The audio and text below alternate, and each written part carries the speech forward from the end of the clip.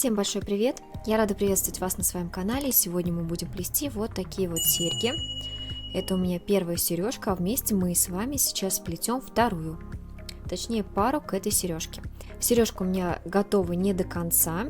Вот как видите, у меня здесь осталась ниточка, она мне понадобится для того, чтобы пришить швензу. Ну что же, а для работы нам понадобятся нитки. Я буду использовать Ariana Vega номер 308 и также Lavsan 70L.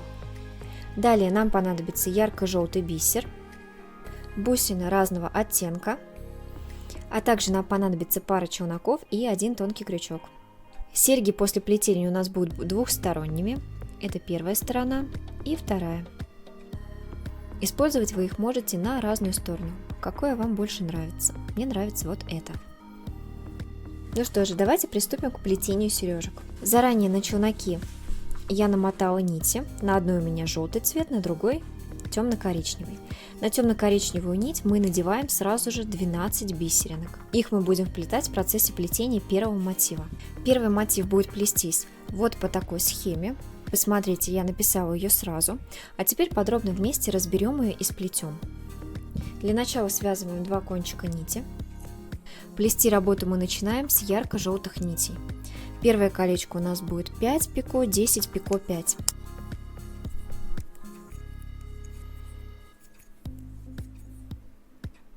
Вот, посмотрите на маленькое колечко, которое у меня получилось. Следующее мы переворачиваем и меняем челноки местами. И теперь мы займемся плетением дуги. Плетем дугу из двух узлов. Не забываем про кончики ниток, которые у нас здесь остались. Мы их также вплетаем в работу. Здесь я отрезаю хвостик нити и немножко опаляю его, для того, чтобы он хорошо держался. Теперь мы сплетем кольцо на дуге. То есть мы снимаем нашу нить с руки и начинаем плести колечко, но при этом мы должны подогнать 3 бисеринки. Мы их будем вплетать в процессе плетения самого колечка. Итак, начинаем плести 3 пико, 4. Далее вплетаем 3 бусинки, 4 пико 3.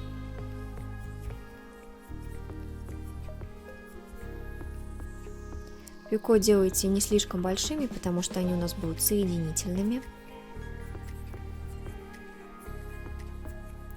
Итак, я сплела 4 узелка.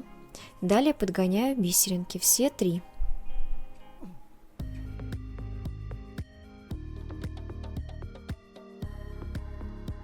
И доплетаю работу далее. Еще 4 узла, пико 3.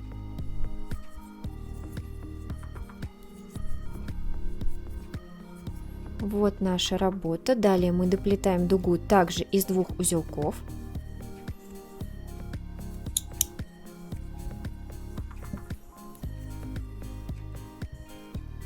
И вот что у вас должно получаться. Теперь мы сплетем такое же колечко, как и первое.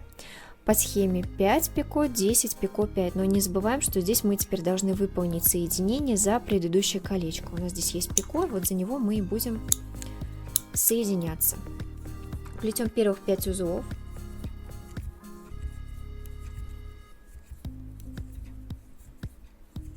Далее выполняем соединение за пико от предыдущего колечка.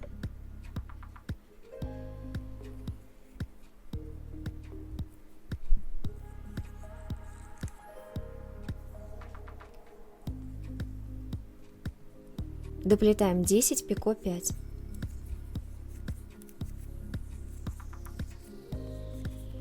Вот пока что у вас должно получаться. Теперь мы опять переворачиваем и меняем челноки местами, плетем дугу, на дуге плетем кольцо и также выполняем соединение за предыдущее колечко. Следовательно, мы плетем 2 узла. Теперь будем выполнять кольцо на дуге, не забываем вплести бисер. Плетем первых 3 узелка. Выполняем соединение за пико от предыдущего колечка на дуге вот здесь.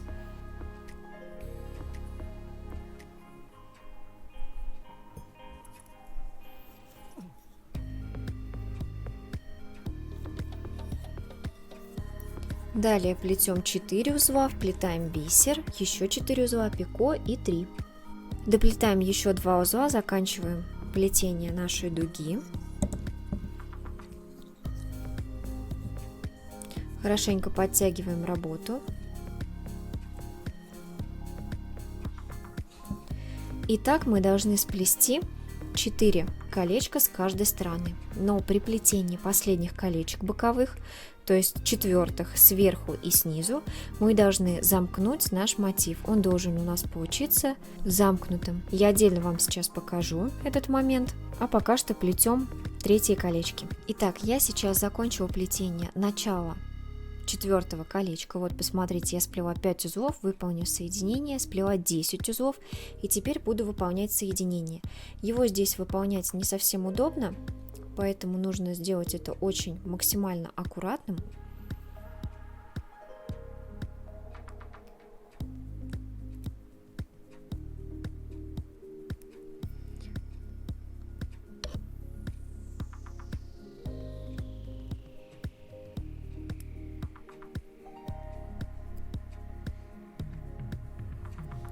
Выполняем соединение и доплетаем еще 5 узлов.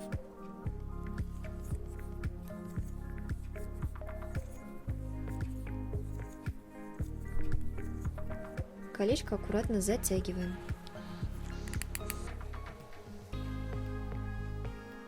Итак, мотив у нас получился замкнутым, вот посмотрите. Теперь мы должны доплести дугу и на ней кольцо. Переворачиваем и меняем местами челноки. Делаем все максимально аккуратным. И плетем 2 узла.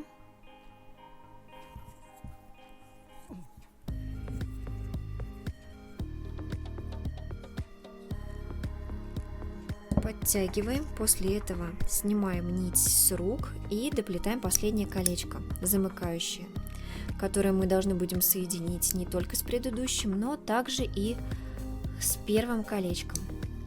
Я начинаю плетение с 3 первых узлов. Далее выполню соединение за предыдущее колечко.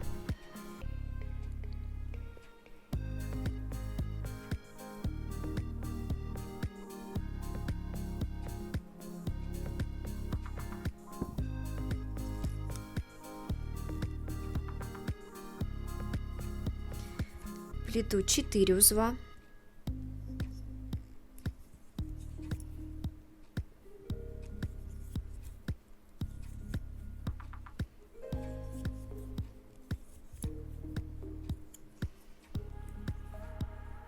Вплетаю бисер, еще 4 узелка.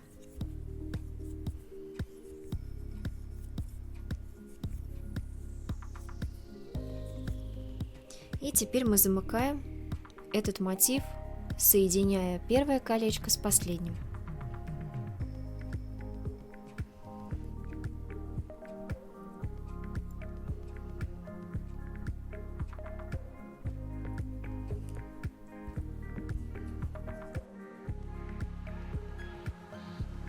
После этого нам остается лишь доплести 3 полных узла и закончить плетение дуги.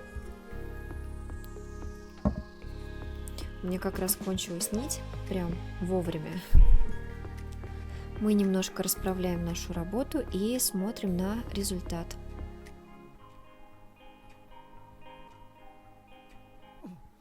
Очень простой по плетению мотив, но вот такой интересный результат у нас получился. Заправляем концы ниток и приступим к плетению следующего мотива. Следующий мотив у нас максимально простой. Мы плетем обычные 2 колечка, причем плести мы будем одним челноком. Схема для колечек у нас будет максимально простой. Это 25 полных узлов. После этого мы плетем второе колечко, тоже из 25 узлов, и фиксируем кончики ниток. Таких мотивов нам понадобится 4 штуки. Теперь мы начнем сборку нашего изделия. Берем одно из парных колец и начинаем их продевать вот в эти колечки. Для удобства я согну кольца и аккуратно их продену. Лучше всего помогать себе обычным крючком.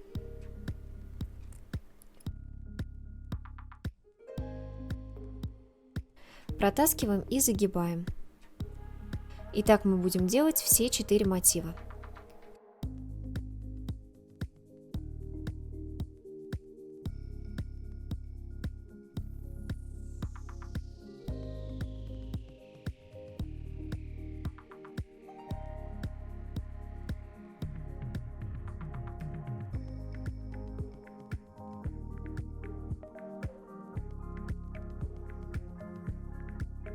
Итак, вот такой вот результат у вас должен получиться. Пока что у нас здесь не совсем понятно, что происходит. Но этот мотив мы можем отложить в сторону и приступим к плетению следующих 2 мотивов. Они у нас будут одинаковыми. Плести мы их будем 2 челноками. Схема для них у вас будет прописана вот здесь сбоку. Вы можете сплести полностью по ней, либо вместе со мной начинаем плетение. Связываем вначале 2 конца ниток. Так, следующий мотив мы будем плести 2 челноками, связываем концы ниток, и дуги мы будем плести из ярко-желтого цвета, а кольца темно-коричневым. Первое колечко у нас плетется по схеме 10 пико 10, я уже начала его плетение.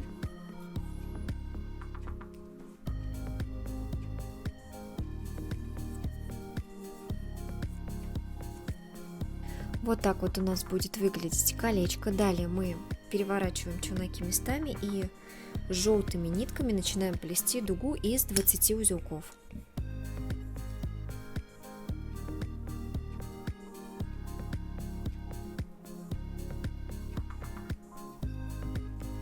Дуга у нас полностью готова. Теперь мы опять меняем челноки местами и темно-коричневой нитью начинаем плести кольцо центральное. Оно у нас будет плестись по схеме 20 пико 20.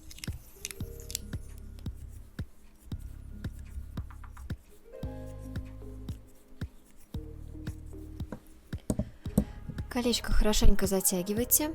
Вот что у нас получилось. Теперь мы доплетаем точно такую же дугу по схеме дуга 20 и такое же колечко 10 пико 10. Все, на этом мотив у нас закончен. Таких, кстати, мотивов нам нужно 2 штуки. 2 мотива у нас готовы. Вот так они у нас выглядят. И теперь мы приступим к сборке. Итак, для начала мы должны завершить здесь сборку нашего мотива.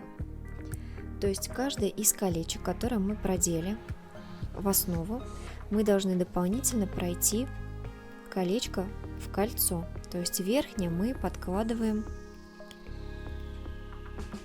и меняем их как бы местами. То есть у нас нижнее колечко становится верхним, а верхнее становится нижним. И так со всех сторон. Самое главное, не перепутайте.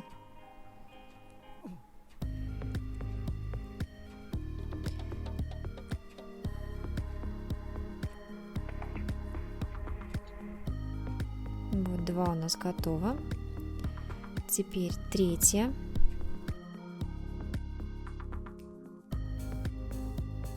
Верхнее колечко продевается в нижнее.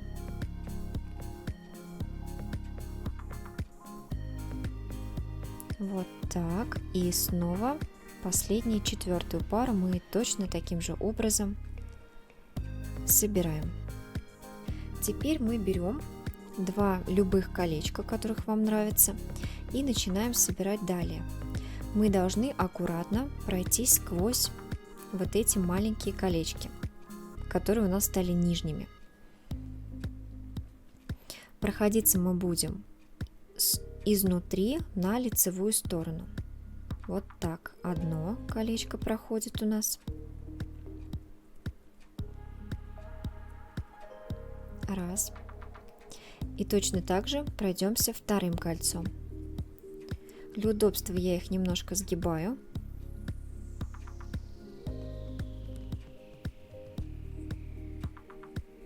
И вот покажу поближе чуть-чуть.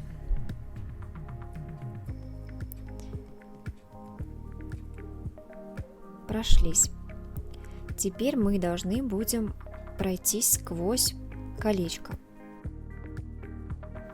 С изнанки мы выводим кольцо на лицевую сторону и при этом сразу же заводим колечко 10 пико 10 вот в этот промежуток, на изнанку вводим его. То есть прошлись под кольцом на лицевую сторону и сразу же я чуть-чуть переверну, колечко заводим за желтую дугу. и вытягиваем. Вот что у вас должно получиться. Точно так же делаем и с другой стороны. То есть заводим колечко, а далее проходимся под дугой на изнанку.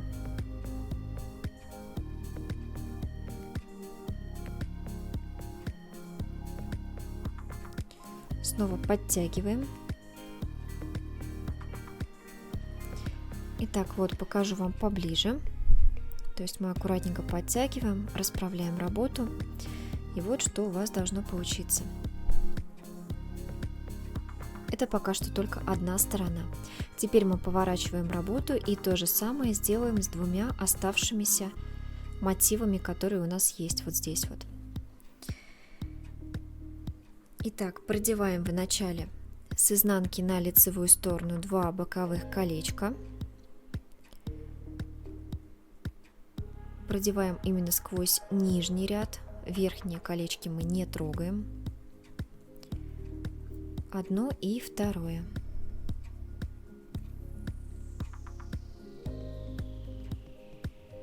Теперь заводим дугу вместе с колечком под центральное большое кольцо и потом заводим колечко 10 пико 10 под дугу.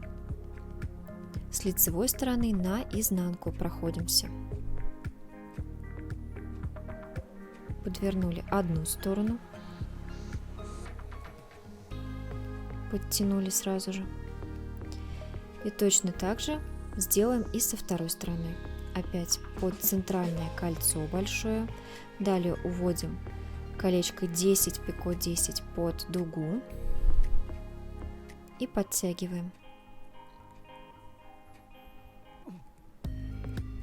Мотивы достаточно маленькие, поэтому мне не совсем удобно показывать на камере, а так, в принципе, это делается все довольно быстро. Пока что 2 боковых колечка у нас между собой еще никак не притянуты. И вообще лежит немножко работы неровно, но это временно. После того, как мы ее разошьем и сплетем последний мотив, у нас работа вся выправится. Далее нам осталось сплести самый последний мотив в этих сереж. Плестись он будет 2 челноками, но только в том случае, если вы хотите, чтобы мотив нижний у вас был двухцветным. Если вы плетете одним цветом, то в принципе можно сплести и одним челноком. Вся работа у нас будет состоять с нижнего ряда из колец. Кстати, сразу вам пропишу схему вот здесь. В принципе, вы можете сплести ее сами, либо плести опять также со мной. Первое колечко у нас будет 15 пико 7.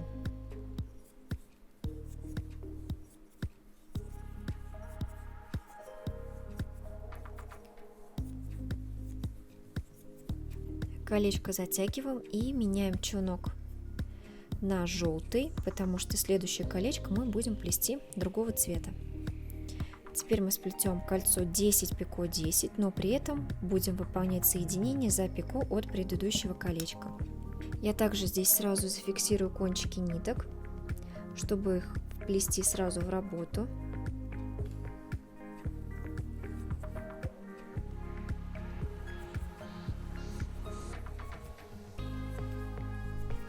Итак, 10 узелков я сплела, и теперь выполняю соединение за пико от предыдущего колечка.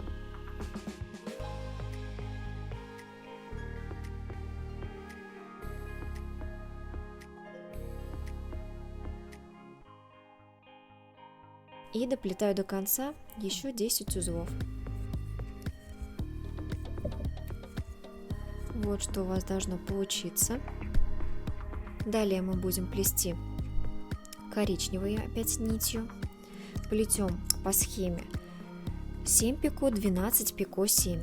После первых 7 узелков мы выполним соединение за пико от предыдущего колечка. Опять вот в то же самое место мы будем выполнять соединение.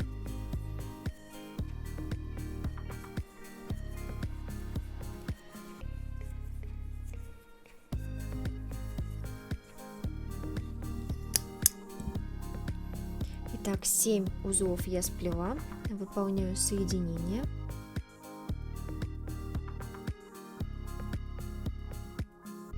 Подтягиваю и доплетаю 12 пико 7. Далее мы снова плетем желтой нитью. Колечко у нас будет опять 10, пико 10.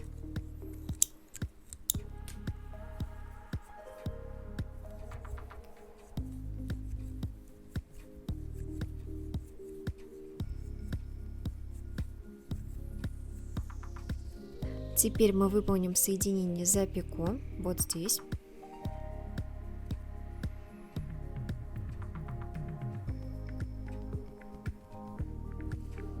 И доплетаем еще 10 узлов.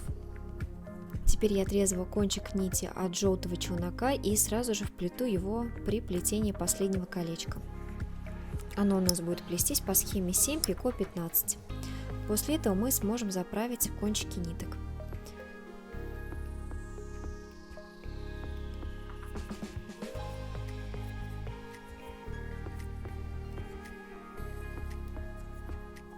Не забываем, что мы должны также соединиться с вот этим пико.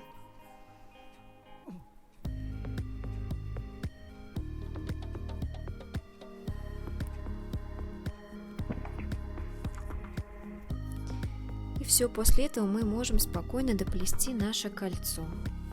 Еще 15 узлов.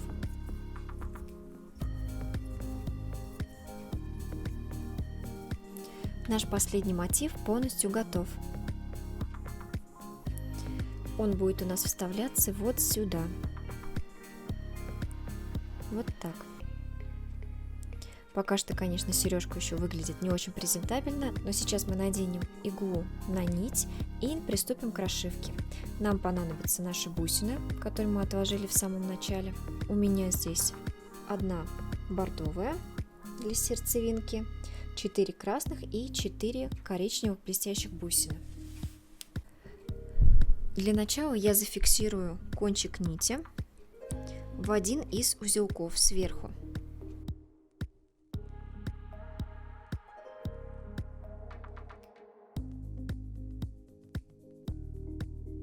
Далее я аккуратно начинаю проходиться сквозь бусины. Вначале сквозь одну из боковых, а далее я пройдусь через самые верхние бусины по кругу.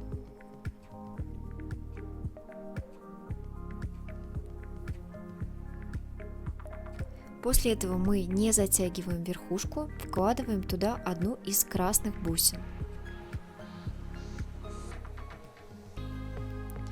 Так у нас верхушка будет хорошо держать форму. Надеваем и проходимся сразу вниз сквозь нашу сережку до конца. Раскрываем ее на 2 половинки, чтобы нам было удобно. И подтягиваем, чтобы верхушечка у нас закрылась. Теперь мы должны надеть еще 2 красных бусины сразу же и укладываем их в середину нашей сережки. После этого мы аккуратно работу закрываем, пройдясь сквозь основание больших колец вот здесь.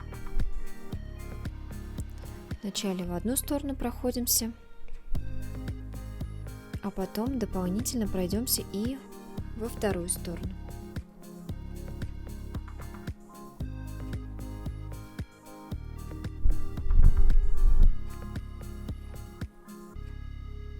Вот, посмотрите, работа уже начинает немножко выравниваться. Теперь мы разошьем 2 боковых колечка. Нам понадобятся коричневые бусины. Мы должны аккуратненько завести нашу иглу между 2 колечками вот здесь.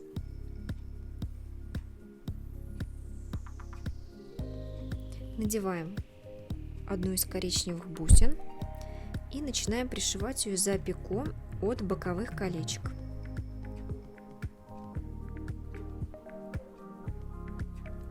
Вначале прихватываем с одной стороны, а потом прихватываем второе колечко и снова проходимся через бусину обратно. Теперь нам нужно точно таким же способом расшить вторую пару колец. Мы аккуратно заводим и прячем ниточку, чтобы ее не было заметно. Выходим с противоположной стороны и опять надеваем одну из бусин и начинаем пришивать вначале с одной стороны и также второе колечко с другой стороны.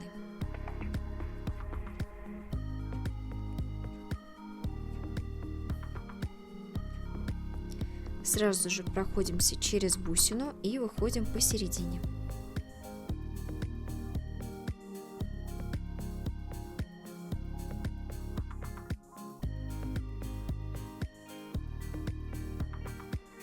Чтобы у нас дополнительно никуда не убегали наши боковинки, мы пройдемся посередине сквозь основание центрального колечка.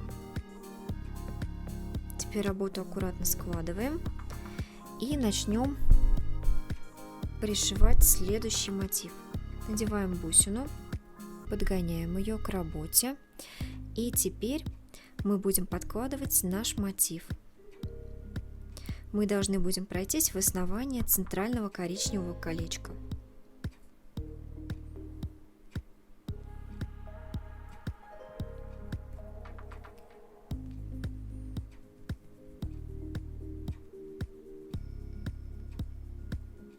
Подтягиваем.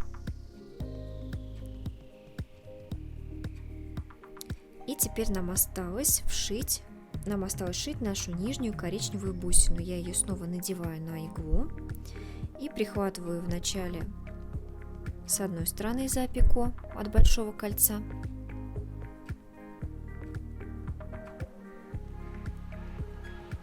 а далее снова, проходясь через бусину, прихватываю за второе колечко.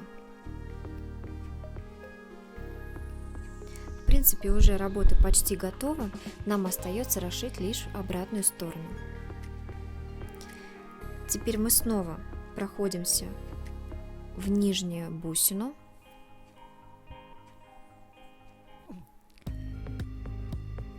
и аккуратно проходимся еще и сквозь наше колечко большое, чтобы пришить красные большие бусины с обратной стороны. Надеваем красную бусину, а также сразу же одну из коричневых. И вшиваем ее, получается, в основание колечка, вот туда. У нас здесь основание спрятано. Надеюсь, на камере будет это видно. И аккуратно проходимся.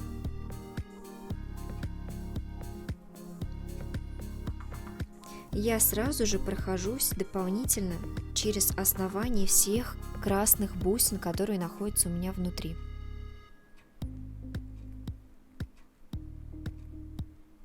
И выхожу в самой сердцевинке сверху.